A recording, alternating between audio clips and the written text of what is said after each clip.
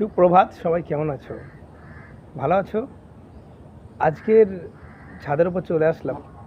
আর ছাদের উপরে ওয়েদারটা বেশ সুন্দর, কারণ আবারও বৃষ্টি হচ্ছে।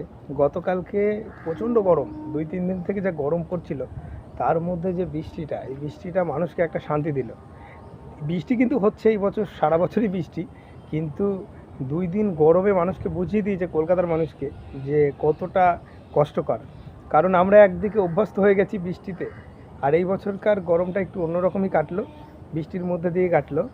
আর আমি ছাদের ওপর আসলাম। ছাদের ওপরে ব্লগটা করার উদ্দেশ্য একটাই, সেটা হচ্ছে আজকের এই গাছগুলোকে দেখাবো আমি, চন্দ্রমল্লিকা গাছগুলো। আমাদের এই গাছগুলো কীরকম অবস্থা হয়েছে, কত বড় হলো।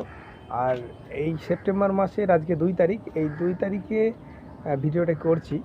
এই 2 তারিখেই আমাদের গাছগুলো এত সুন্দর হয়ে গেছে।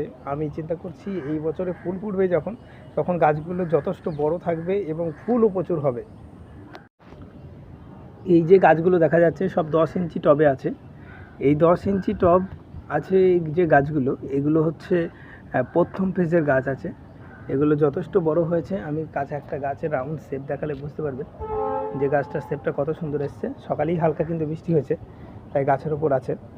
এটা হচ্ছে ছড়িয়ে গুছিয়ে নেই, ছড়িয়েই আছে যে গাছগুলো, এগুলো হচ্ছে সব ফার্স্ট ফেজের গাছ, প্রথম ফেজের গাছ আছে। আর এর মধ্যে একটা 12 ইঞ্চি পট আছে, এটা দেখাচ্ছি আমি। এই যে এই পটটা দেখছেন, এটা হচ্ছে 12 ইঞ্চি। আর 12 ইঞ্চির গাছটা সবচেয়ে সেরা এখানকার। এটা বেগুনি কালার চন্দ্রমল্লিকা হয়, পমপম। এটা বেগুনি, এটা লাল, এটাও লাল আছে, এটা হচ্ছে সাদা, এটা হচ্ছে পিঙ্ক কালারের হয়, হালকা বেগুনি টাইপেরও হয়। এর মধ্যে বিভিন্ন রকম আছে, এগুলো হলুদ আছে। এটা হচ্ছে সেকেন্ড ফেজের গাছ। এই যে এই লাইনটা আছে, এটা সেকেন্ড ফেজের কাটিং। ওটা ফার্স্ট ফেজ, এটা সেকেন্ড ফেজের কাটিং, এবং লাস্ট ফেজের কাটিংটা এইটা।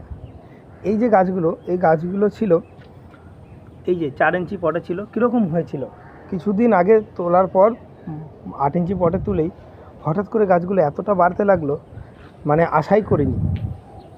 তাই যাদের গাছ আছে ছাদ বাগানে বা যে কোনো জায়গায় গাছ লাগিয়েছেন চন্দ্রমল্লিকা, ভালো মাটি আর তার স্বাভাবিক যতটা গাছ ততটা পট দেওয়ার চেষ্টা করুন। সেরকম পট দিলে সে দ্রুত বাড়বে, কারণ ওয়েদার চলে এসেছে, গাছ এখনই তৈরি করতে হবে। আর এরপর যদি মনে করি যে গাছ তৈরি করব, সেটা সম্ভব না। আর এইদিকে যে গাছটা আছে, এটা হচ্ছে মাদার প্ল্যান্ট। মাদার প্ল্যান্টটা রাখা হয়েছে, দেখা যাক এই বছর মাদার প্ল্যান্টে ফুল দেয় কিনা, সেটাও দেখাবো। যদি মাদার প্ল্যান্টে ফুল দেয় তাহলে সেটাও তো তোমাদের সঙ্গে একদিন শেয়ার করব, যে মাদার প্ল্যান্টে কেমন ফুল দিল।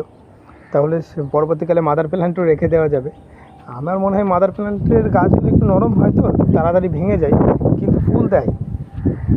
যেমন ওইটা একটা মাদার প্ল্যান্ট আছে, এখানে একটা মাদার প্ল্যান্ট দেখাই। এই যে এই গাছটা সাদা চন্দ্রমল্লিকা, এর মাদার প্ল্যান্ট আছে। এটা মাদার প্ল্যান্ট আছে, কিন্তু এর কাটিং আমি দেখাচ্ছি। এই যে ওটার কাটিং আছে, এটা এই তিনটে, এগুলো সব ওর কাটিং আছে। কিন্তু কাটিংয়েরগুলো অনেকটা দেরিতে করা হয়েছিল, তো সাদার কাটিংটা, সেক্ষেত্রে মাদার প্ল্যান্টটাই বেশি সুন্দর লাগছে। না দেখলে বোঝাই যাবে না যে ওটা মাদার প্ল্যান্ট। এতক্ষণ আমরা চন্দ্রমল্লিকা গাছগুলোকে দেখলাম। গাছগুলো কেমন হয়েছে অবশ্যই জানাবেন।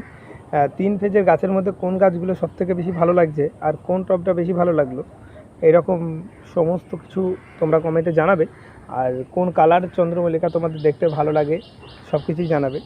আর সবথেকে বড় ব্যাপার হচ্ছে আমরা গাছগুলোকে কিন্তু দেখতে চলেছি, এবং আগামী 2 মাসের মধ্যে হয়তো ফুল চলে আসবে, কুড়ি চলে আসবে, সেগুলো তোমাদের সঙ্গে শেয়ার করব, দেখাবো। আজকের মতো ব্লগটি এখানেই শেষ করছি। আবার দেখা হবে আর একটা নতুন ভিডিওতে, নতুন কিছু নিয়ে, নতুন আলোচনায় তোমাদের সঙ্গে আবারও দেখা করব, আবারও আসবে তোমাদের সামনে। আজকের মতো টাটা, বাই বাই।